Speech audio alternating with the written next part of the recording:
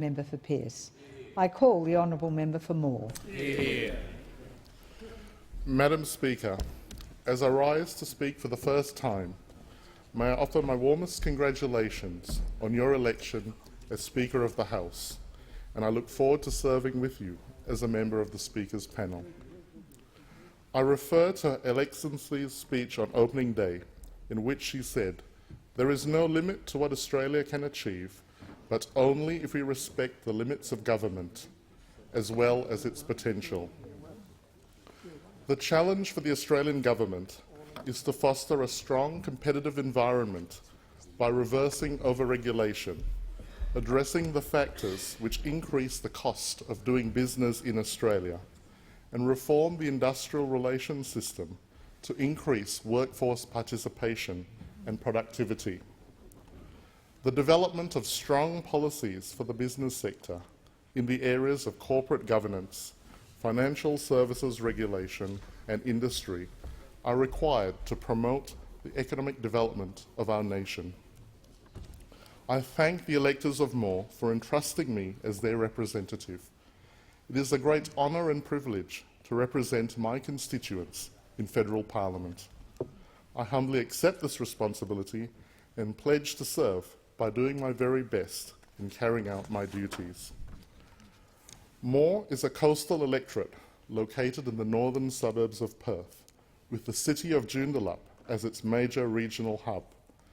The electorate includes pristine beaches, 3 marinas and a national park, with leading educational institutions, diverse businesses and advanced medical facilities. Employment self-sufficiency remains a major issue in the electorate as daily commuter traffic congests arterial roads. To alleviate the situation, it is vital to progress the Narrabeen industrial area by cutting the red tape which has delayed the project. Timely planning and environmental approvals will deliver up to 20,000 new jobs. In addition, development projects in central Joondalup and at the Ocean Reef Marina will boost commercial activity. The Coalition has a plan for creating 2 million new jobs nationally, and the electorate of Moore stands ready to deliver its share of this target. Within Moore, world-class research and development projects are being developed at Edith Cowan University. I look forward to being part of the Abbott Coalition government, which will implement policies to promote the commercialisation of Australian inventions and technology, harnessing the economic benefits of intellectual property developed in Australia. As the 3rd largest hospital in Western Australia, with 650 beds, Joondalup Health Campus provides the state's busiest emergency department, a private hospital wing, as well as a clinical school to train future doctors, nurses and health professionals. I am an advocate for the expansion of the hospital facilities to provide a greater range of specialist medical services. I am the 8th member for Moore since the electorate was first proclaimed in 1948, named after George Fletcher Moore, the first Advocate General in Western Australia in 1834. I pay tribute to my predecessor, Dr. Mal Washer, who served in this Parliament for 15 years and with whom I have had a very close association. A medical practitioner, avocado grower, Dr. Mal Washer is highly respected within the local community and revered amongst his peers from both sides of the House. Dr. Mal is well known for expressing his point of view and standing up for his beliefs and values. He has always been generous, supportive, and a great mentor, and I will have some very big shoes to fill. I am a first-generation migrant to Australia, arriving as a 9-year-old with my parents on the 8th of December 1984, exactly 29 years ago yesterday. The Goodenough family has a very rich history dating back to the United Kingdom. The Domesday Book of 1086 records my ancestors as landowners in the Shire of Cumberland.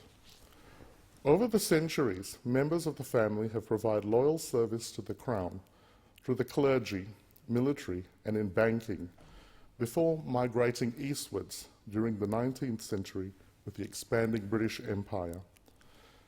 The Goodenough name often attracts comments and light-hearted puns. In 1809, my great-great-great-great-great-grandfather, the Reverend Samuel Goodenough, Bishop of Carlisle, delivered a sermon to the House of Lords, which gave rise to the epigram of the time. "'Tis well enough that good enough before the Lord should preach, but sure enough, full bad enough were those he had to teach." Bishop Samuel Goodenough is buried in the North Cloister of Westminster Abbey, and his descendants spread the family across the globe. My extended relatives arrived in Australia during the 1800s. Police trooper Henry Goodenough was present in the Eureka Stockade Uprising in 1854 and is documented as a key witness for the Crown in the subsequent court trial. Commodore James Graham Goodenough served as Commander-in-Chief of the Australian Naval Station, residing at Admiralty House, Kirribilli, from 1873 to his death in 1875, whilst on duty. He is buried in the historic St Thomas's Cemetery in North Sydney, and Goodenough Island was named in his honour. My branch of the family were among the early British settlers in the colony of Singapore in the 1800s, who pioneered thriving enterprises in the bustling colonial outpost. Prosperity came to an abrupt end on the 15th of February 1942 with the fall of Singapore and the subsequent Japanese occupation, an event described by Churchill as the worst disaster and largest capitulation in British history. My family endured 3 decades of hardship following the end of the war as Singapore struggled to rebuild. I was born 30 years after the end of the war, and I recall the latter stages of the recovery, characterized by ramshackle housing, unsealed roads, poor sanitation, and very basic utilities in certain areas. This was an invaluable experience growing up because it has provided me with an appreciation of what we have today. Through hard work, resourcefulness, and the sound values instilled in us by our parents and grandparents, my cousins and I have managed to rebuild. My grandparents' war stories of daily survival in occupied territory. In particular, my favourite story of them concealing from the Japanese in a grave in the dead of night Lee Enfield rifles and bayonets, instilled in me the importance of marksmanship, defence, military service, and the alliance with the United States of America, which liberated my family. It was a very sentimental occasion to be sworn as a Member of Parliament on the Bible which my grandmother gave me 30 years ago in 1983, just prior to migrating to Australia. This bears testament to my lifelong Christian faith in the Anglican tradition. Upon arriving in Australia in 1984, I attended Leederville Primary School and later Arranmore Catholic College, graduating as Dux of the class of 1992. Leaving high school, I secured a job as a trainee accountant at a well-known firm of chartered accountants, Henry Ray and Court, studying for my commerce degree at Curtin University by night. Through the firm, I met former Premier Sir Charles Court, a great Western Australian who inspired me to be industrious and enterprising. I then joined the Liberal Party, working my way up as an office bearer and election volunteer. I later worked as the accountant for an engineering business, subsequently purchasing a shareholding in a company which supplies pipe fittings to the commercial construction and mining industries. I know firsthand what it means to be in business, to employ staff, to stock inventory, to comply with regulation, to take commercial risk, and be responsible for balancing the books. I have personally experienced the decline in Australian manufacturing due to rising costs, declining margins, and regulatory burden. Venturing into commercial and residential property development, I similarly experienced obstacles to business development caused by over-regulation. A former Australian Prime Minister once said in the 1990s that one should not aspire to hold public office until one has washed one's hands in Solvol. Not many people know what Solvol is, let alone have washed their hands in it. It is a metaphor for bringing working values and practical shop floor experience into public life. In my case, there was always a supply of the industrial detergent in my factory and at my farm. I bring to this Parliament valuable industry experience and always remember the needs and aspirations of the people who I'm elected to represent in this place. My first foray into public life was in the Town of Vincent council elections as a 22-year-old in what is considered a Labor stronghold. I lost by over 260 votes. I learned from the experience, and undeterred, I contested the City of Wanneroo elections. I have been actively involved in the community, including as a board member of the Peter Moyes Anglican Community School for 9 years.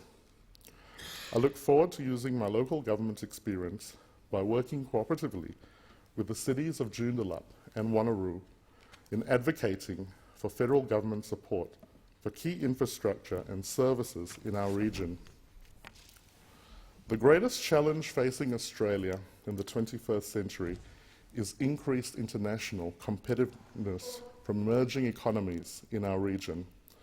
In a globalized economy with free trade and mobility of investment capital across international borders, a nation's economic performance will determine living standards. Over the next decades, Australia will face unprecedented competition for resources and energy as populations seek to improve their standards of living.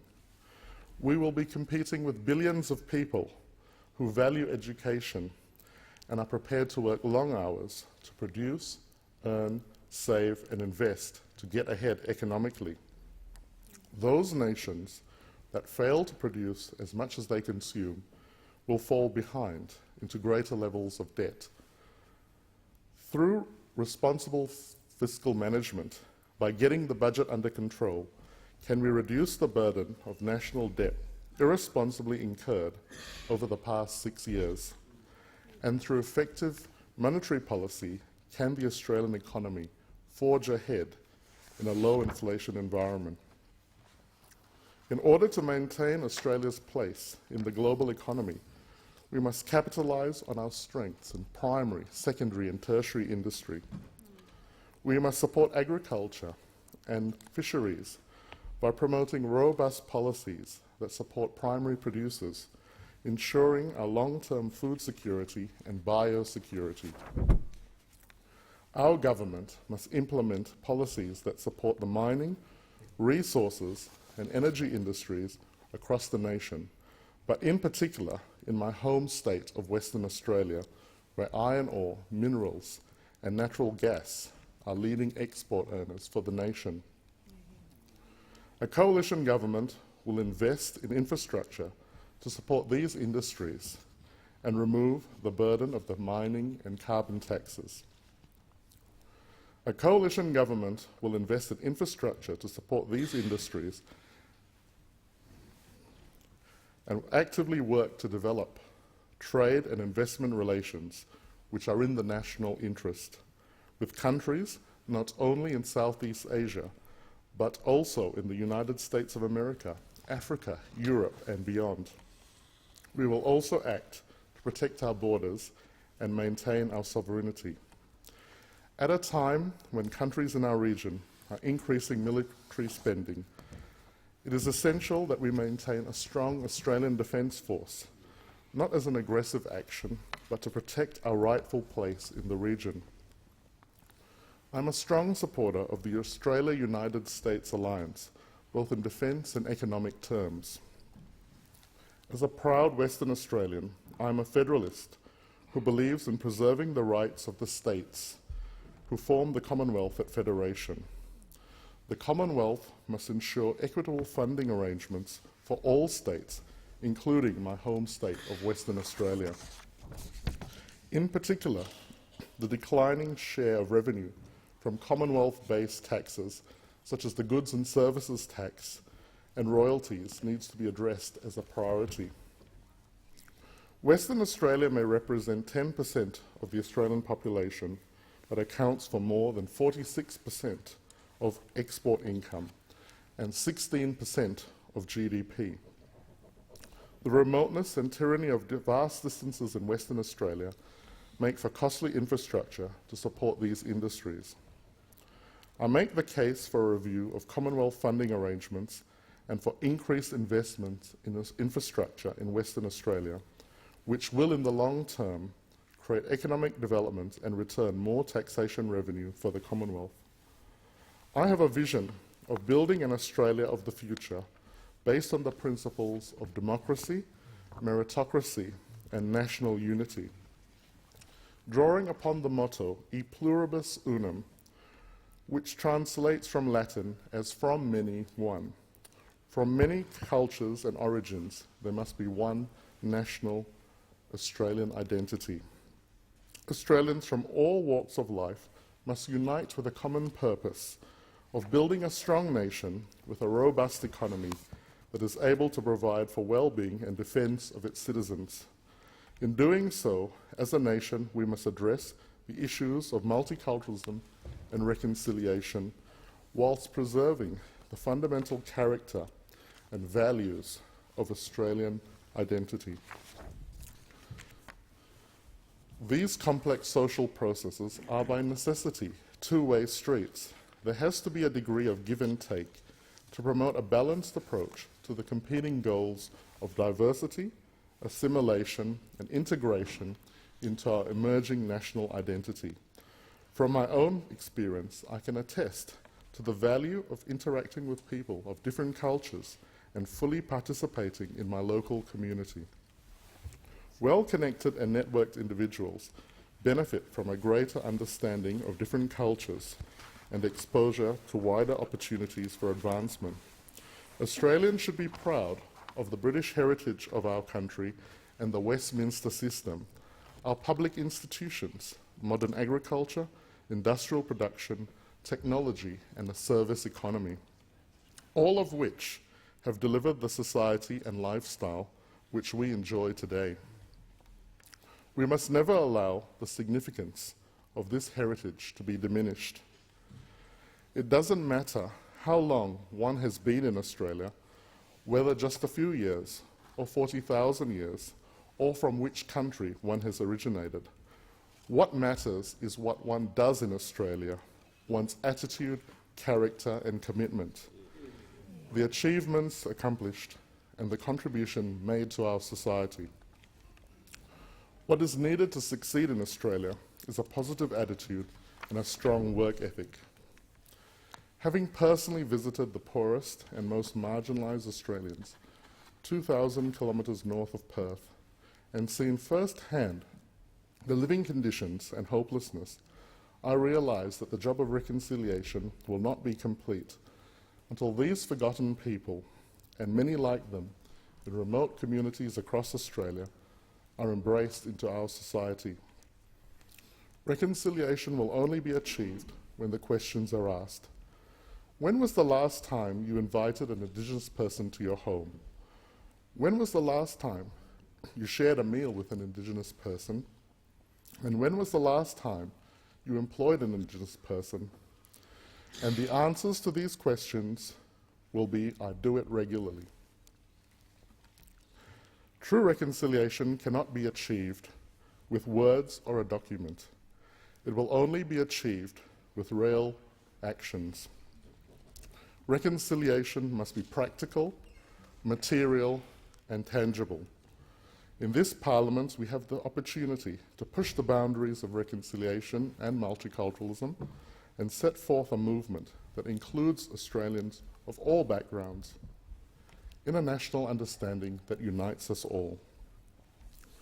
I would like to pay tribute to the Western Australian division of the Liberal Party, to State Director Ben Morton and the team at Menzies House for running a professional campaign. In particular, I acknowledge my home division of Moore, to my campaign team and over 400 branch members and volunteers who helped me during the election. I thank you. It was a collective team effort and I couldn't have done it without your support. To my parents, Reg and Mary, thank you for the values you have instilled in me. Your hard work, commitment and guidance over the years has led me to where I am today. You taught me to be hardworking, self-reliant and a contributor to society. To my closest friend, Senator the Honourable Michaelia Cash, for your steadfast loyalty and encouragement over many years. Similarly, the Honourable George Cash, former President of the Western Australian Legislative Council, thank you for guiding and mentoring both Michaelia and I in our formative years. May I thank my state counterparts, the Honourable Rob Johnson, the Honourable Albert Jacob, Jan Norberger, the Honourable Peter Katzenbarnis, and their respective wives for their friendship and loyalty over the years. Also, I thank the Honourable Members for Curtin, Sturt, Groom, and Senator Matthias Cormann for assisting me during the campaign. There are too many names to mention for risk of omission. However, in particular, I must thank Tony Brooks, Councillor James Limnios and the Limnios family, Mayor Tracy Roberts, Mary Anglin, David Anson, Marlon Lockyer, Dev and Pat Naidu, Kevin and Sue Fairman, Dave and Cindy Harding, Miles Wood, and my cousins based in Australia, Clyde, Sean, Garrett, and David Goodenough. I thank all members, senators, and staff of the Parliament for warmly welcoming me to this place and helping me to settle in over the past few weeks. Madam Speaker, in closing, I dedicate myself to the service of the people of Moore and our great Australian nation through my service in this Parliament. Thank you.